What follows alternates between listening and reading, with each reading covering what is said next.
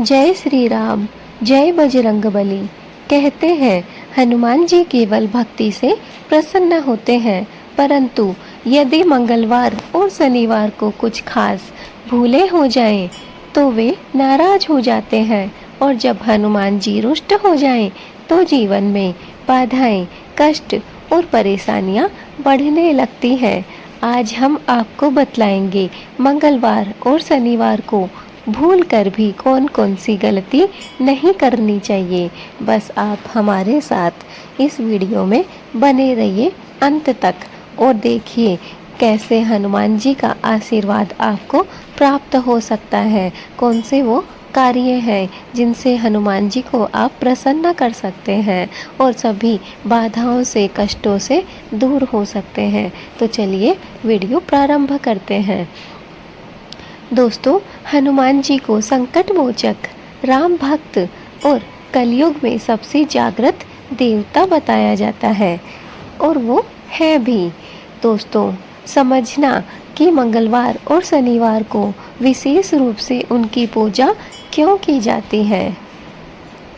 दोस्तों, कहते हैं यदि आप हनुमान जी का नाम लेते हैं तो 9 ग्रहों का दोष, शनि की पीड़ा और जीवन के बड़े संकट भी टल जाते हैं। सिर्फ हनुमान जी का नाम लेने मात्र से तो सोचिए कि वो जिस घर पर, जिस व्यक्ति पर प्रसन्न हो गए तो उसके साथ क्या हो सकता है, उसे क्या क्या प्राप्त हो सकता है। तो दोस्तों, आज इस वीडियो के माध्यम से हम यही बातें जानेंगे। हम जानेंगे कि मंगलवार और शनिवार को भूल कर भी हमें कौन कौन सी गलतियां नहीं करनी चाहिए। गलती नंबर 1, मांस मदिरा का सेवन। दोस्तों, इन दिनों तामसिक भोजन या शराब पीना हनुमान जी का अपमान माना जाता है, इसलिए हमें भूलकर भी मांस, मदिरा या शराब का सेवन नहीं करना चाहिए, खासकर मंगलवार और शनिवार के दिन। नंबर 2, तेल और चमड़े के से जुड़ी वस्तुओं का दान या फिर उन्हें खरीदना। दोस्तों, तेल हमें शनिवार और मंगलवार के दिन नहीं लाना चाहिए। साथ ही चमड़े से जुड़ी कोई भी वस्तु हो उसका हमें कभी भी दान नहीं करना चाहिए, या फिर हमें कभी भी चमड़े की वस्तुएं मंगलवार और शनिवार के दिन नहीं खरीदनी चाहिए। इस बातों का हमें विशेष ध्यान रखना जरूरी है।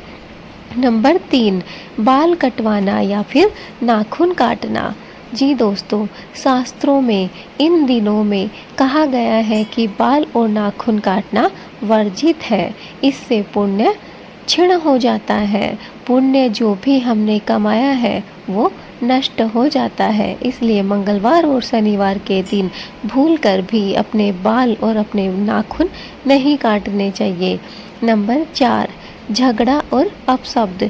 दोस्तों, मंगलवार और शनिवार को क्रोध करना या फिर अपशब्द कहना हनुमान जी को अप्रसन्न करने के बराबर है।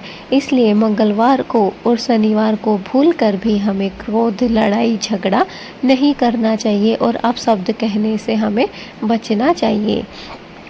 नंबर 5, बड़ों का अपमान और ज़रूरतमंदों को ना कहना।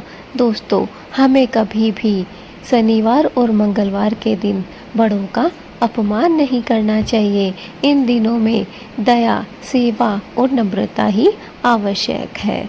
अगर आप कुछ कर सकते हैं तो अच्छा कीजिए, बुरा आपको कभी भी नहीं करना है। नंबर 6, पूजा में लापरवाही। दोस्तों, दीपक न जलाना, हनुमान चालीसा न पढ़ना या फिर हनुमान जी के सामने अपवित्र मन से बैठना भी अनुचित है। हमें ऐसा करने से बचना चाहिए और हमें ऐसा कभी भी नहीं करना चाहिए। नंबर 7, स्त्रियों का अपमान। दोस्तों, मंगलवार और शनिवार को स्त्रियों के प्रति बुरा व्यवहार, कलह या फिर अपमान बड़ा दोष देता है। इसलिए यह करने से हमें बचना चाहिए और अपने जीवन में जितना ज़्यादा हो सके हमें स्त्रियों को सम्मान देना आवश्यक है। हमें हमेशा स्त्रियों का मान सम्मान करना चाहिए। दोस्तों, क्या करें इन दिनों में? तो सुनिए। नंबर 1, सुबह स्नान करके हनुमान चालीसा का पाठ करें। अगर हो सके तो सुंदरकांड का भी आप पाठ कर सकते हैं। नंबर 2, तेल का दीपक लगाना। नंबर 3, ज़रूरतमंदों को भोजन, वस्त्र या फिर उनकी मदद करना। नंबर 4, शुद्ध और सात्विक भोजन करना। तो दोस्तों, ये 4 कार्य हैं जिनको करके आप हनुमान जी को प्रसन्न कर सकते हैं। नंबर 1, सुबह स्नान करके हनुमान चालीसा और सुंदरकांड का पाठ अवश्य करें मंगलवार और शनिवार के दिन। और तेल का दीपक जरूर जलाएं। ज़रूरतमंदों को भोजन, वस्त्र दें और उनकी हमेशा मदद करें। शुद्ध और सात्विक भोजन ग्रहण करें। दोस्तों, हनुमान जी कहते हैं, भक्ति में शक्ति है। यदि मंगलवार और शनिवार को इन छोटी छोटी बातों का ध्यान रखा जाए तो जीवन से हर संकट मिट सकता है। बजरंग बली का आशीर्वाद सदैव आपके साथ रहेगा। बोलिए पवन पुत्र हनुमान की जय। बजरंग बली की जय। तो दोस्तों, अब आप समझ गए होंगे कि हनुमान जी कितने बड़े राम भक्त हुए हैं। वो ऐसे भक्त हुए हैं जिनके बराबर आज तक कोई भक्त नहीं हुआ है। हम हनुमान जी को प्रसन्न बहुत ही सरल तरीकों से कर सकते हैं। बस कुछ उपाय हैं, कुछ तरीके हैं जिनको करके हम हनुमान जी को प्रसन्न कर सकते हैं। उनमें से पहला तरीका है हनुमान चालीसा और सुंदरकांड का पाठ। दोस्तों, जहाँ पर हनुमान चालीसा और सुंदरकांड का पाठ होता है वहाँ पर हमसे हनुमान जी प्रसन्न तो होते ही होते हैं, साथ ही साथ उस घर से नकारात्मकता दूर हो जाती है और सकारात्मक विचार आने लगते हैं। साथ ही भूत प्रेत का डर भी हमें नहीं सताता है और हनुमान जी हमेशा अचानक से होने वाली दुर्घटनाओं से भी हमारी रक्षा करते हैं। जहाँ पर जिस घर में हनुमान चालीसा और सुंदरकांड का पाठ होता है वहाँ पर कभी भी भूत प्रेत या फिर अचानक से होने वाली घटनाएं नहीं होती हैं। और तेल का दीपक हमेशा हमें जलाना चाहिए।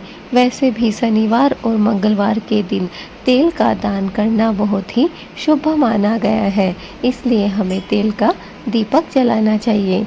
दोस्तों, सबसे बड़ा पुण्य का कार्य जो है वो है ज़रूरतमंदों को भोजन देना, वस्त्र देना, उनकी मदद करना। यह कार्य दोस्तों सबसे महत्वपूर्ण है। अगर आप में समाज सेवा की भावना है तो यकीन मानिए आपके सारे पूजा पाठ सफल हो सकते हैं। बस आपको ज़रूरतमंदों की हमेशा सहायता करनी चाहिए, हमेशा उनकी मदद करनी चाहिए।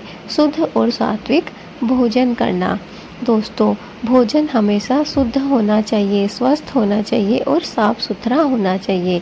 भोजन में कभी भी गंदगी नहीं होनी चाहिए। कभी भी हमें मांसाहार या फिर कुछ भी गंदा खाना नहीं खाना चाहिए। इसलिए भोजन सात्विक ही होना चाहिए और हमेशा शुद्ध और साफ होना चाहिए। तो दोस्तों, हनुमान जी कहते हैं कि भक्ति में शक्ति है। जो भक्त है वो कभी भी विफल नहीं हो सकता है, उसकी हमेशा ही विजय होती है। यदि मंगलवार और शनिवार को इन छोटी छोटी बातों का अगर आप ध्यान रखें तो दोस्तों जीवन में हर संकट मिट सकता है, हर संकट दूर हो सकता है। दोस्तों, बजरंगबली का आशीर्वाद सदैव आपके साथ रहेगा। आपको हमेशा हनुमान जी का आशीर्वाद प्राप्त होता रहेगा। बस सच्चे मन से इस वीडियो को लाइक कर दीजिए। चैनल पे अगर आप नए हैं तो चैनल को सब्सक्राइब कर लीजिए और दोस्तों बेल आइकन को दबाना ना भूलें। हमारी आज की वीडियो यहीं तक। हम मिलेंगे आपसे अपने नेक्स्ट वीडियो में एक नई भक्ति वीडियो के माध्यम से। तब तक के लिए बजरंग बली, पवन पुत्र हनुमान की जय हो। बजरंग बली आपके सारे बिगड़े काम बनाए, हमारी पवन पुत्र से यही कामना है। दोस्तों कमेंट में पवन पुत्र हनुमान की जय अवश्य लिखिएगा। जय बजरंग बली लिखना ना भूलें। जय बजरंग बली दोस्तों।